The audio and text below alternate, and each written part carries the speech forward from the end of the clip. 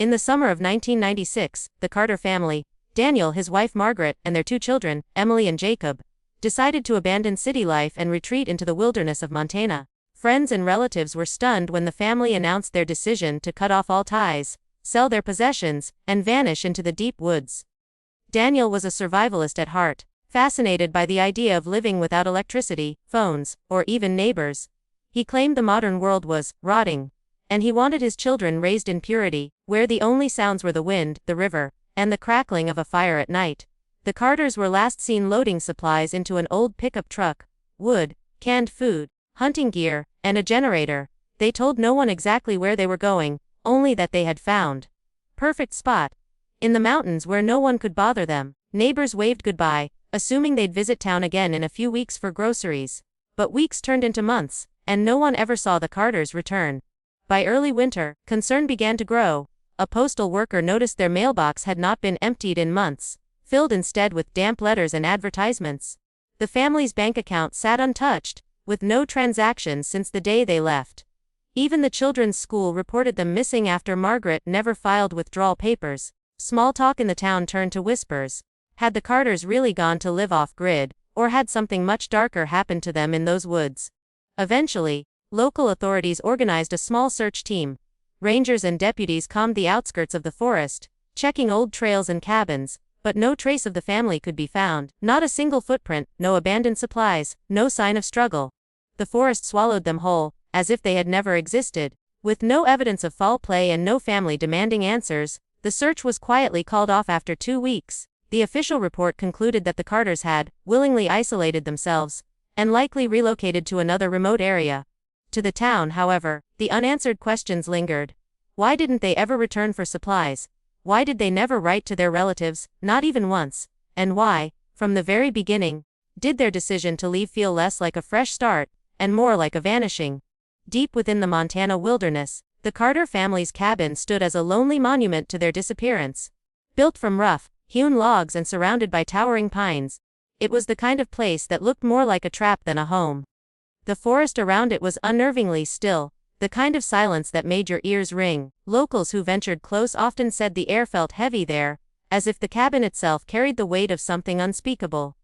Its roof sagged under years of snow and rain, its wooden boards darkened and warped, but even in decay, it radiated a presence no one could ignore. Hikers who strayed near claimed the forest grew quiet in unnatural ways around the cabin.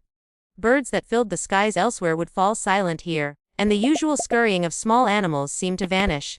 Some said the cabin had no sound at all, not the creak of wood, not the whistle of wind, just an eerie vacuum that unsettled even the most seasoned outdoorsmen. They whispered that the silence wasn't natural, but forced, as though the cabin was holding its breath, waiting. The windows, once meant to welcome sunlight, had long been boarded up from the inside. Wooden planks nailed across each frame looked jagged and desperate, not like careful carpentry but like barricades hammered in a rush. The chimney, blackened by smoke long ago, was clogged with twigs and branches, as if something, or someone, had tried to seal it shut. From the outside, it appeared less like a home abandoned, and more like a fortress left behind after a siege, a place that had seen fear etched into its very walls. Those brave, or foolish enough to step onto the porch often reported a strange metallic odor, faint but persistent, that seemed to seep from the cracks of the cabin. Some described it as rust, others as old blood, though no one dared investigate further. The porch itself was littered with strange claw-like scratches etched into the wood, the marks too uneven and erratic to be made by tools. The longer people stared at them, the more they began to resemble desperate handprints, gouged deep into the boards as if someone had been dragged inside. Over the years, the cabin transformed into a local legend. Parents used it to frighten children into staying close to campfires at night, calling it the silent house that swallows sound. Teenagers dared one another to spend a night there, though none ever lasted more than a few minutes, and hunters, men hardened by years in the wilderness, admitted they avoided the area entirely. To them, it wasn't just an abandoned cabin. It was a place where something had happened, something that refused to be forgotten, and something that still lingered in the silence. From 1997 onward, scattered reports began to surface from hunters, hikers, and rangers who passed through the woods near the Carter cabin. Though the family had long since vanished, people swore they saw signs of life inside the abandoned home. Late at night, some claimed to have spotted the faint glow of lantern light flickering through the cracks of the boarded-up windows. Others whispered that they heard children's laughter drifting through the trees, sharp and unnatural in the stillness of the forest. Every account ended the same way: when they tried to investigate, the light would vanish, and the laughter would cut off, leaving only silence. One hunter told local authorities that he had stumbled across footprints in the snow just a few yards from the cabin. At first, they seemed to belong to a man and a woman, but then smaller tracks appeared beside them, 2 sets of prints, as if children had been walking in circles near the porch. The strange part, he said, was that the tracks never led away. They simply stopped, fading into nothing just a few feet from the front door. When a ranger returned with him the next day, the tracks were gone, covered not by fresh snowfall, but as though the ground itself had swallowed them. Campers who set up tents near the area spoke of being woken by noises they couldn't explain. Some heard muffled voices, hushed whispers that carried on the wind, circling their campsites until dawn.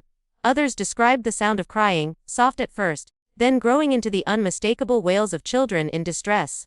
But when they searched the forest with flashlights, they found nothing but trees and shadows. More than one camper packed up and left before sunrise, refusing to speak of what they heard again.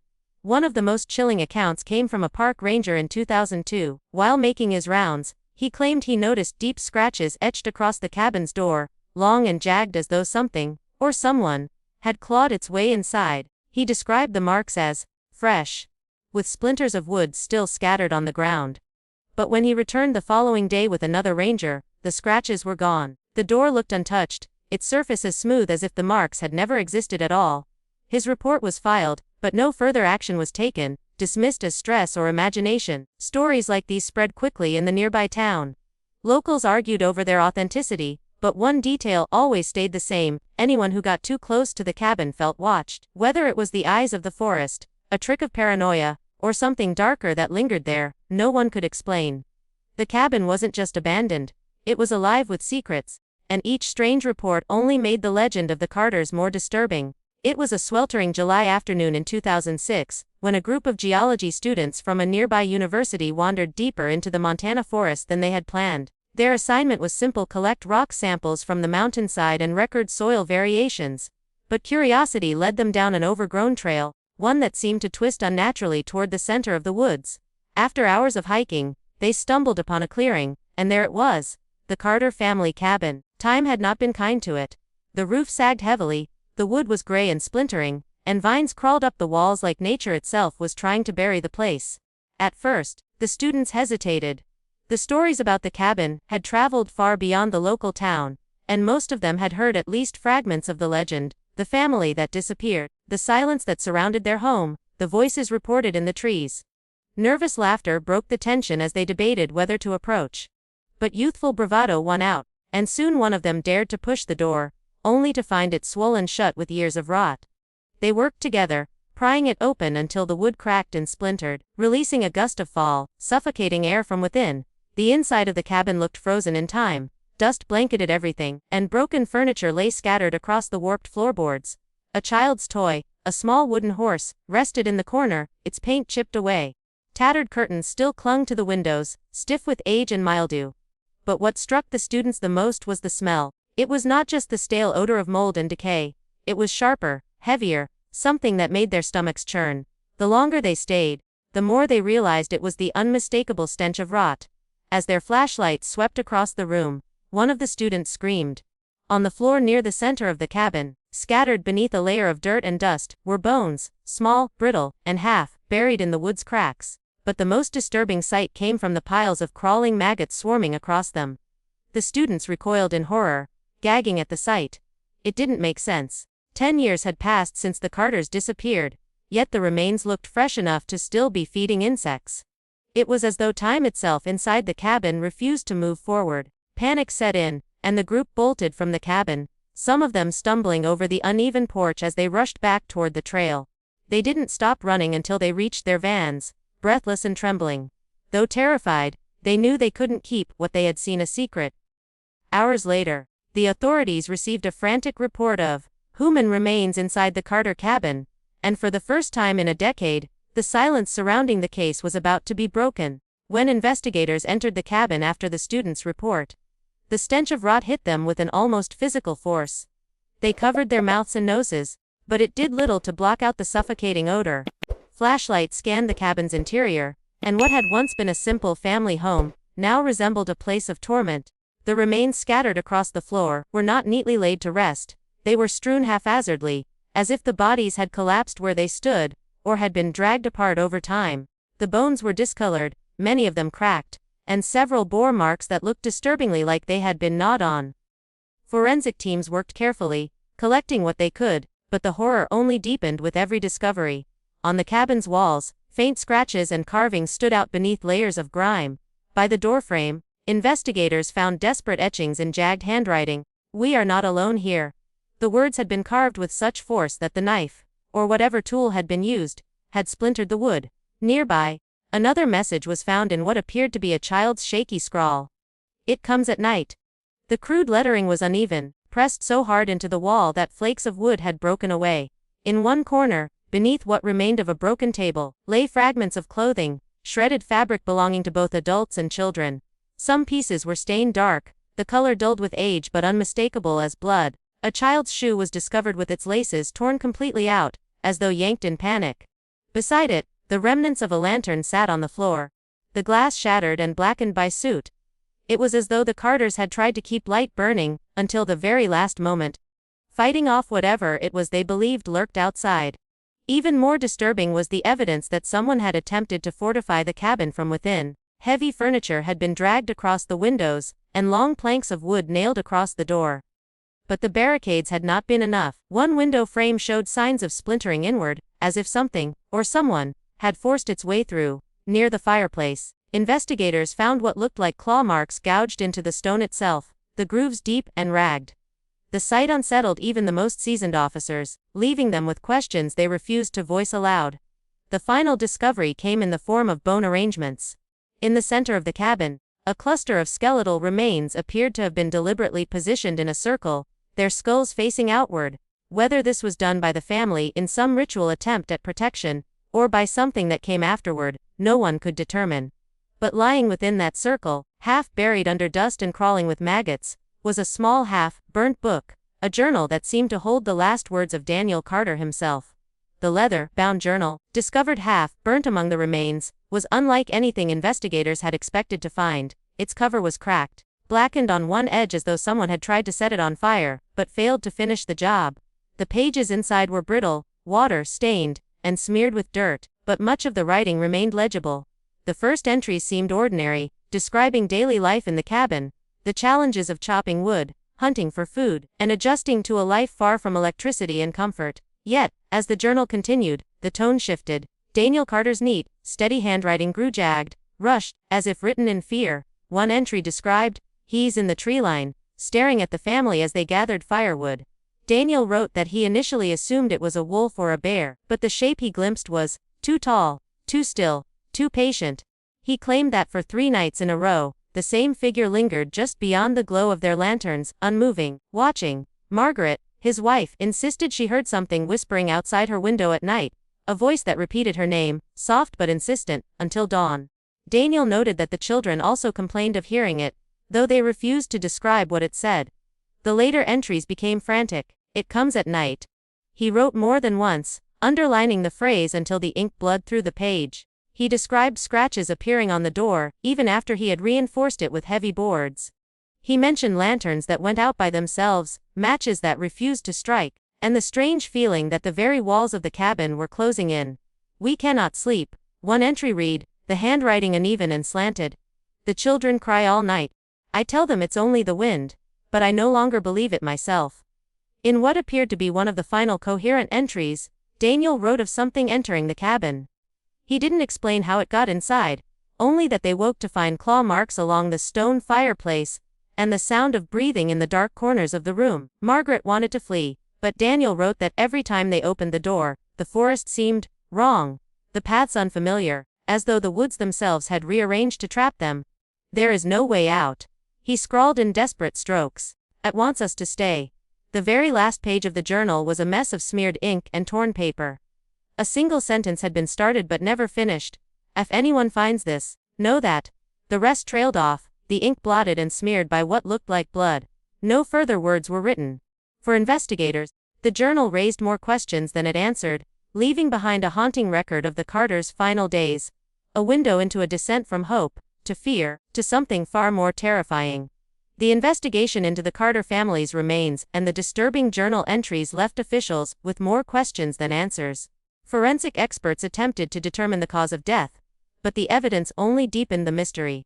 The bones showed signs of trauma, but none that could be easily explained. Some were fractured in ways consistent with blunt force, while others looked as if they had been gnawed or even torn apart. And yet, no large predator's tracks were ever found near the cabin.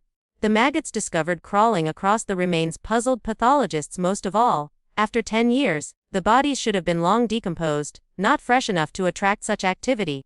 As rumors spread, theories multiplied. Some believed the Carters had turned on one another in isolation, driven mad by paranoia and hunger.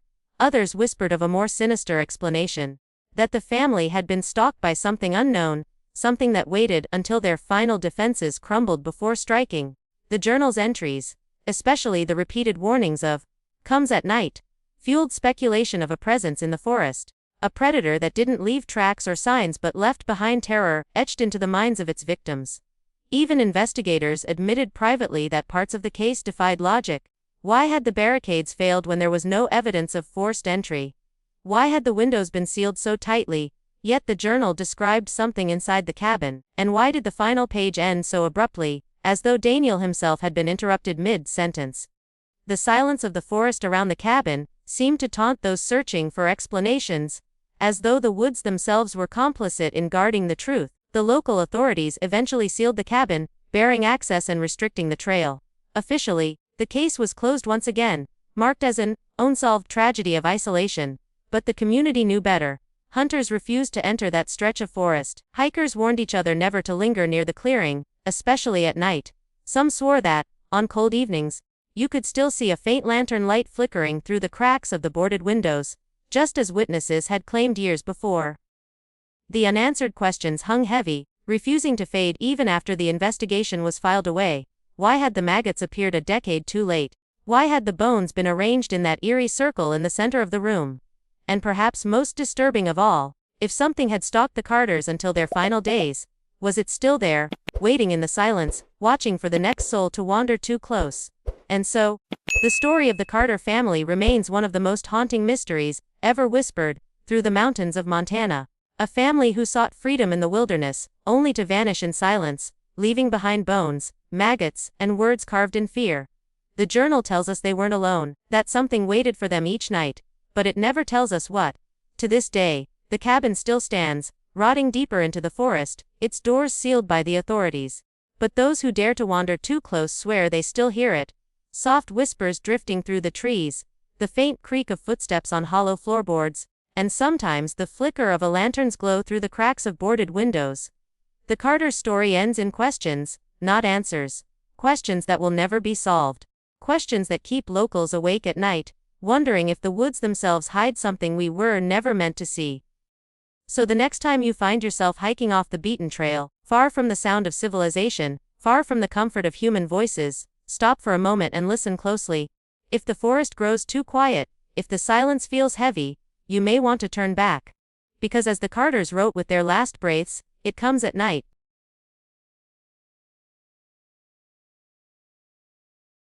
If you liked this video, don't forget to hit that like button, share it with your friends, and drop your thoughts in the comments below. Most importantly, subscribe and hit the bell icon so the next secret finds you first.